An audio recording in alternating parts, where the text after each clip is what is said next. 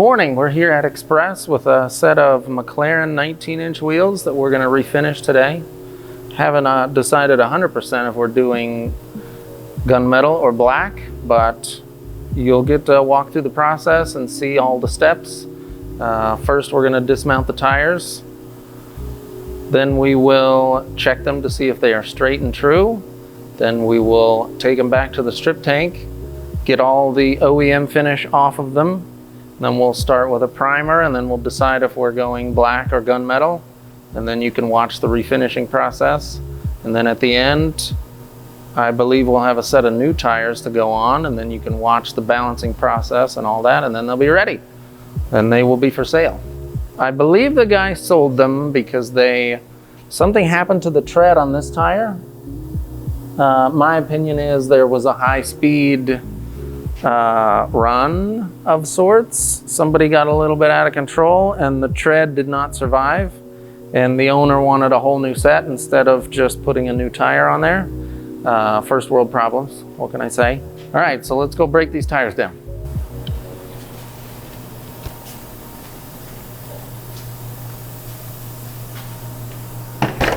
Center cap has to come out first without hurting myself. Let me just put it back on the ground, because I will fuck up my fingers faster than you know what to do with.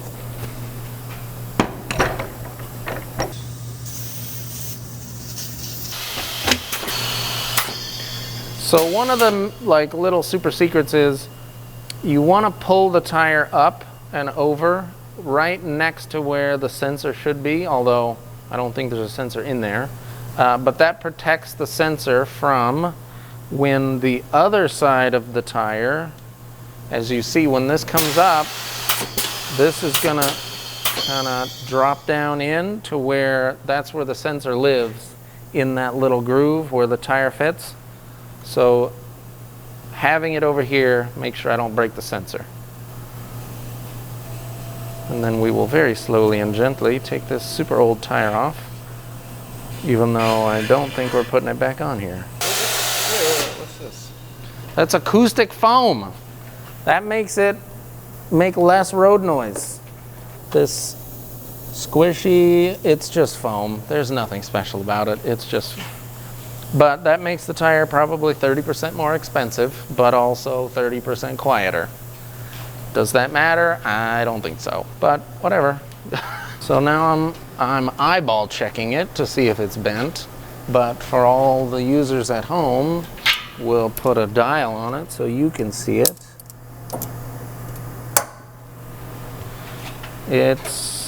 I'm gonna bet that it's less than 20 thousandths.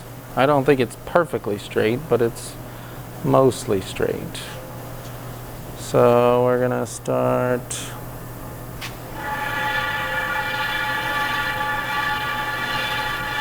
Right at 20, boys and girls. Somebody knows what they're doing. We're gonna go dial it in, make it better. Wait, even though it's 20? Yeah, but I have OCD. 20 is not 10. These are the things that you gotta do. I'm not gonna be able to have this video and sell it to somebody that has a Mclaren and him be like, well, that wheel's 20 thousandths. Well, yeah, so we gotta fix it. Are you gonna fix this curb splash?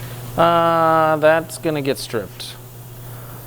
None of that looks like it is affecting the base metal. Even right there, it chipped, but there's a whole nother layer of paint under there, which is not uncommon.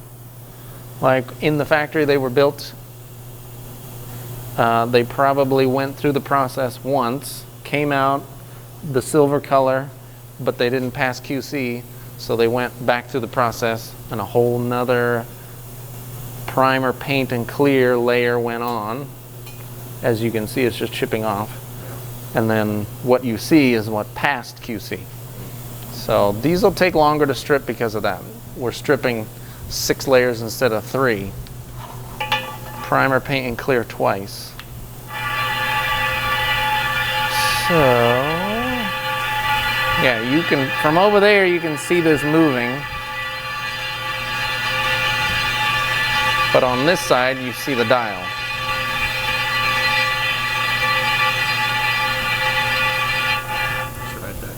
that's the highest point. So we give it a mark like that. And then that's the lowest. So we give it a mark like that. And then we push on the lowest. And hopefully we don't crack it. And then we look for that other mark, and we hit it without making anybody deaf. Which I can't guarantee you're not going to go deaf.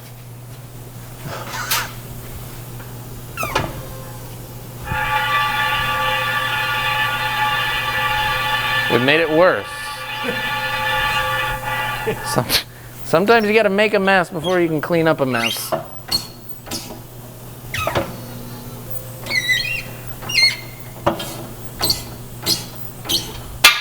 So part of this is finding the relationship between the low and the high and figuring out how to manipulate how they relate to each other.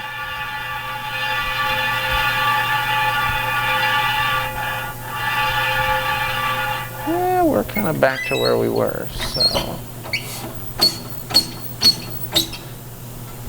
let's see.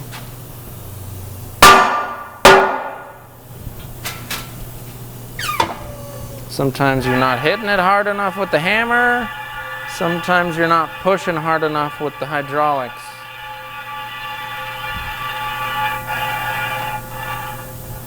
The line has moved. This is no longer the lowest.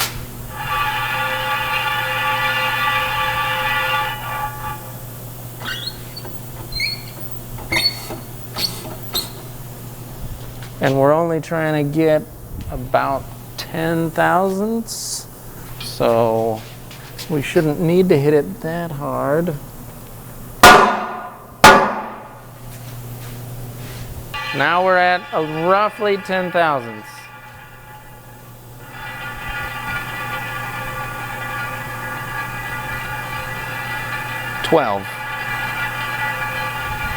So it still looks like there's, it looks like it's moving.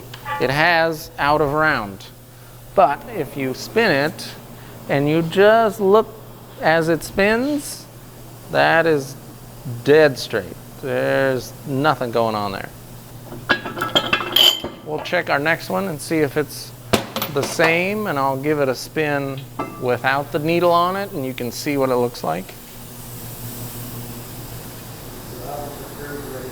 Ready to strip, except for I got to take this off. Here's my super secret shank tool that I use, kind of prison style. Sharpened putty knife for construction, home goods type stuff. Is that in there so tight? What's the secret hubcap tool? That's a flashlight. Tactical flashlight.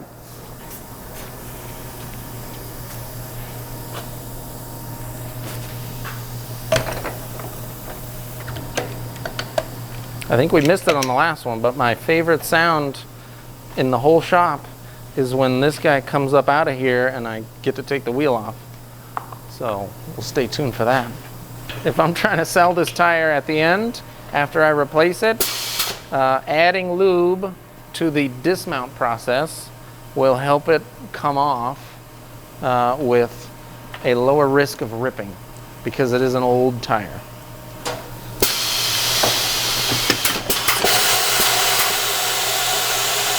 And we bring it around to the knot sensor.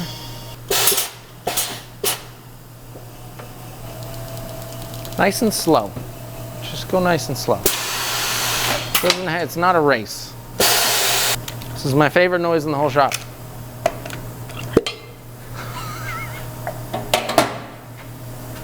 The little things, right? The little things.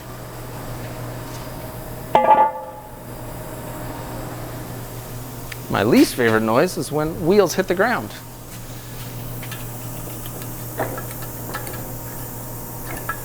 I'm going to estimate this has less than 15 thousandths run out, possibly 10, just by eye. Let's see how close. Yeah, right at 15.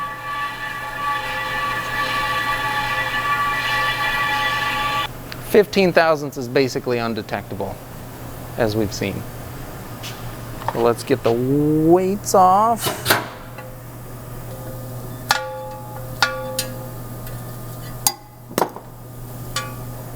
And by the way, the industry acceptable standard is 30 thousandths for a straight wheel.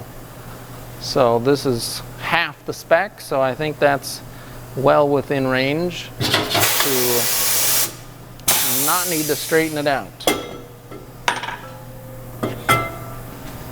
So the fronts are done. Now we get to take off the much wider rear tires. And these are from 2016.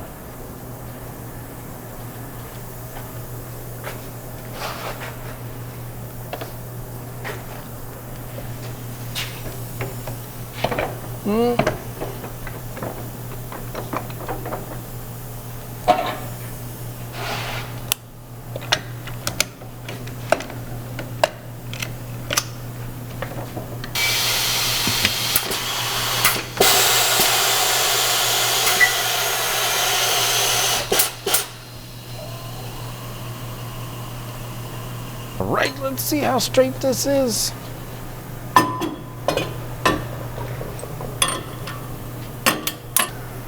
That's pretty straight. I think it's another 15. Yep.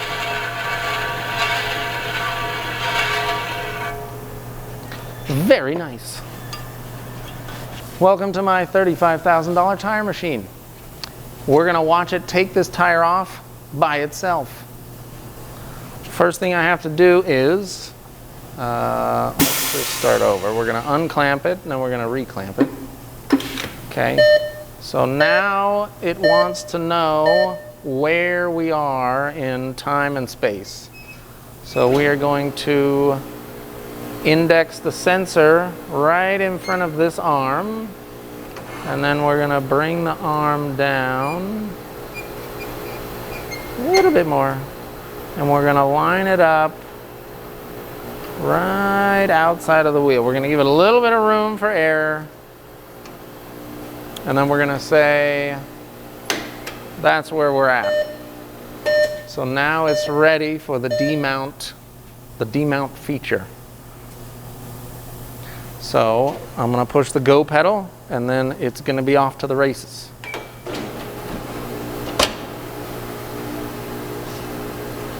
So it's feeling the tire, making sure it knows where the tire is, and then it's going to break the beads on the front, top, and the bottom at the same time. Same time it's happening. It's not complaining near as much this time as it was the first time. And now the mount head is going to come in once that top bead is successfully down. It's thinking about it. Okay, bottom bead's broken. Top bead is broken. Now it's going to go in with the hook. There it is. And then it's going to bring the sensor over into the right spot. It's going to say, do you want the pushers? I'm going to say no this time. Then the tire comes up and the top bead comes off. And this is where things get interesting. I have to know enough to just lift up on this side of the tire so that it will successfully get in there and pull off the bottom bead. And with no hands, there goes the tire. All in all, we got ourselves a good find here. These are some solid wheels. They aren't going to need much work, and they're going to come out looking amazing. Let's see.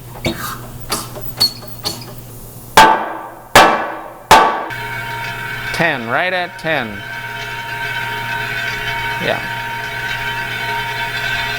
We're all good.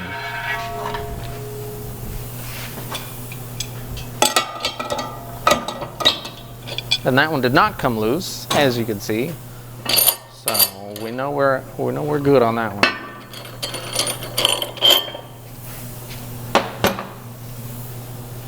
All right, let's strip them. Safety first.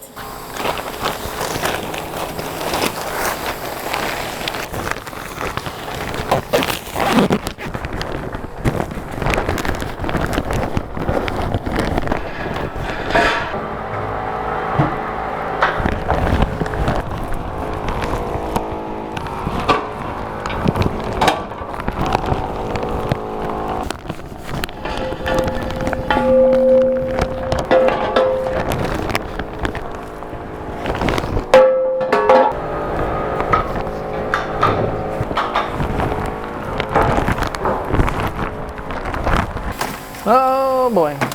All right, so the wheels are gonna soak in the caustic stripper for several hours. Hopefully not too many. Let's go take a look at the paint colors that we may choose while we wait on those to strip. They probably are gonna take longer than normal, like I said, because at least one of them had 2 layers of factory paint, primer, and clear. So it'll be a minute. So some of these colors I don't think belong on a Mclaren wheel, like for example pink. I don't know, maybe. Gold would look really cool, but there is a lot involved with getting to this brushed gold finish. We also have like a frozen gold, which is basically matte clear over gold, so no sheen. I kind of like that, but again, I don't really think that's what I'm looking for the McLarens.